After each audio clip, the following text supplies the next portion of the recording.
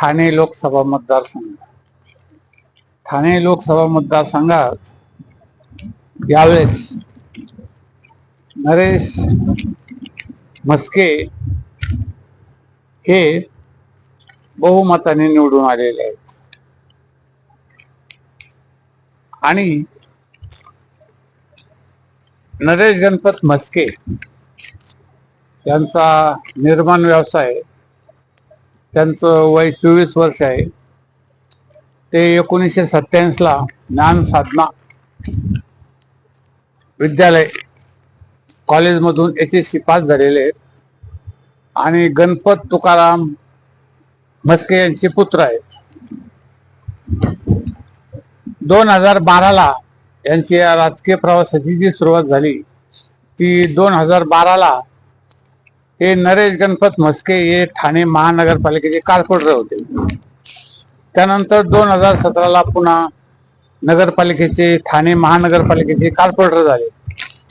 त्यानंतर 2017 ला ठाणे महानगरपालिकेचे नेते झाले आणि 2019 ला ठाण्याचे महापौर झाले. तसंच महाराष्ट्र प्रदेश समन्वयक प्रवक्ता, शिवसेनेचे प्रवक्ता आणि शिवसेनेचे ठाणे जिल्हा प्रमुख म्हणूनही त्यांनी चांगल्या प्रकारचं काम केलेलं आहे. आणि त्यानंतर 19 नंतर त्यांना ही 2024 ला लोकसभेची उमेदवारी देण्यात आली ठाण्यामधून. आणि शेवटी निकाल काय लागला तर नरेश गणपत म्हस्के यांना 7,34,231 मतं मिळाली, तर राजन बाबूराव विचारे यांना 5,17,220 इतकेच मतं मिळाली. या मतदारसंघामध्ये मीरा भाईंदर हा भाग येतो. येथील आमदार आहेत गीता जैन.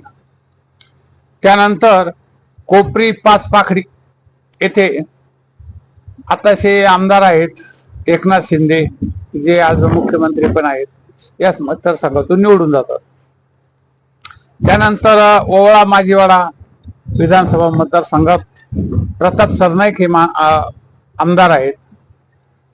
त्यानंतर ठाण्यामध्ये ठाणे मतदारसंघ विधानसभा यामध्ये संजय केळकर हे आमदार आहेत.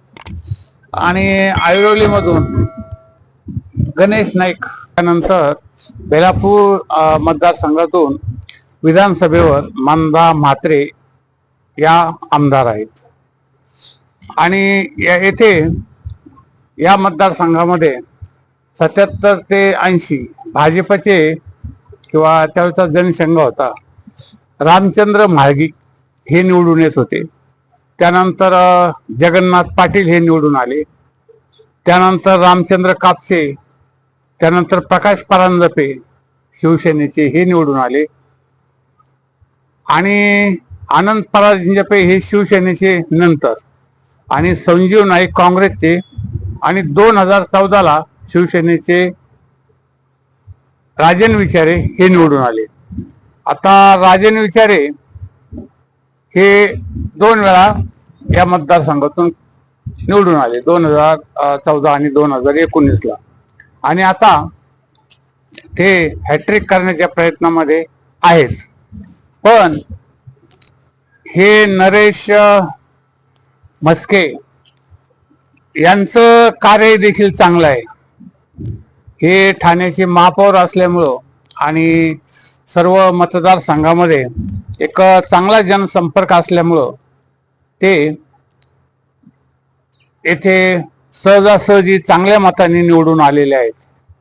कारण या मतदारसंघामध्ये 7,34,000 इतकी मतं आणि त्यांना 5,17,000, म्हणजे हे लीड कशाने तुटणारं लीड नव्हतं. आता या मतदारसंघामध्ये सर्वात महत्त्वाची गोष्ट की हा महाराष्ट्राचे मुख्यमंत्री ठाणे यांचा मतदारसंघ आहे.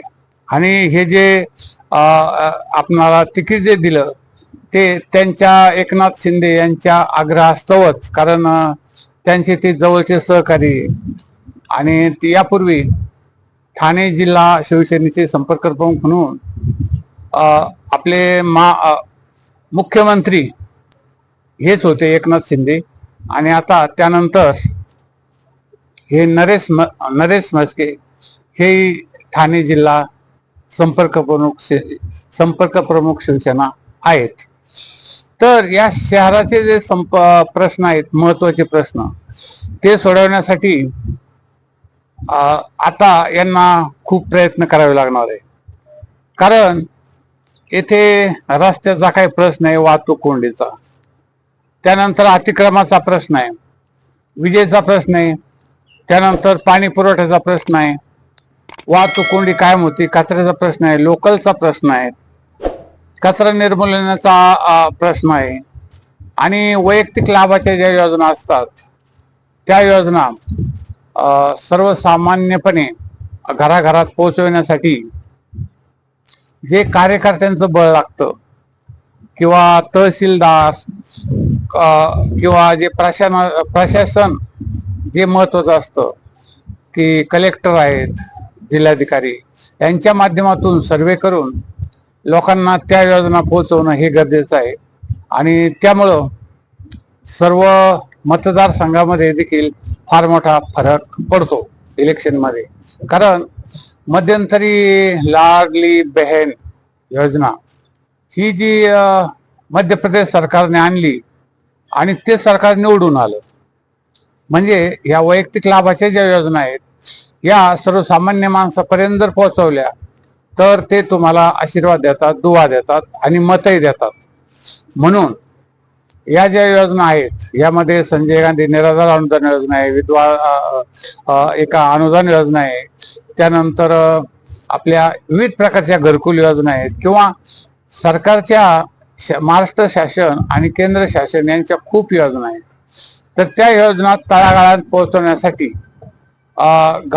घरोघरी जाऊन, गल्ली गल्लीत जाऊन सर्वे करून त्यांना तो लाभ मिळवून देण्यासाठी आणि कमीत कमी कागदपत्र देण्यासाठी किंवा कागदपत्रे सुद्धा मिळवून देण्यासाठी त्यांना सहकार्य करणं, किंवा एक त्यासाठी शिबिरं भरवणं, मेळावे भरवणं, हा जो महत्वाचा भाग आहे तो जर केला तर या मतदारसंघामध्ये फार चांगल्या पद्धतीचं काम होईल अशी एक आशा आहे. आता आमचं हे ATM न्यू वर्ल्ड जे चॅनल आहे, हे चॅनल आम्ही सर्व महाराष्ट्रामध्ये, भारतामध्ये प्रसारित करीत आहोत. आमच्या चॅनलच्या माध्यमातून राजकीय क्षेत्रातील ज्या परिचय, माहिती किंवा काही महत्वाच्या घडामोडी वृत्तपत्र तर तुम्हाला देतच असतात, किंवा त्या दररोजच्या जे चॅनल आहे त्यामधून ते तुम्हाला मिळत असतं. परंतु त्या पुढे जाऊन जी खोलातली बातमी आणि तिच्यावरचं भाष्य ते आम्ही तुम्हाला सांगत असतो.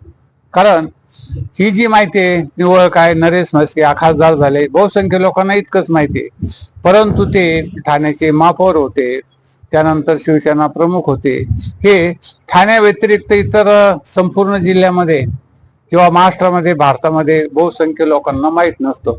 म्हणून या मतदारसंघामध्ये आता जे कार्य होणार आहे ते अतिशय चांगल्या पद्धतीचं कार्य होऊन हे आपले नरेश म्हस्के हे फार मोठ्या पद्धतीचं कार्य करून आपला मतदारसंघ चांगल्या पद्धतीने भारतामध्ये अग्रेसर होईल या दृष्टीने प्रयत्न करतील अशी एक आशा बाळगण्यास काही हरकत नाही. तर आमचं हे ATM न्यूज वर्ल्ड चॅनल, या चॅनलला तुम्ही सबस्क्राईब करा, जास्तीत जास्त सबस्क्राईब करा. त्यानंतर जास्तीत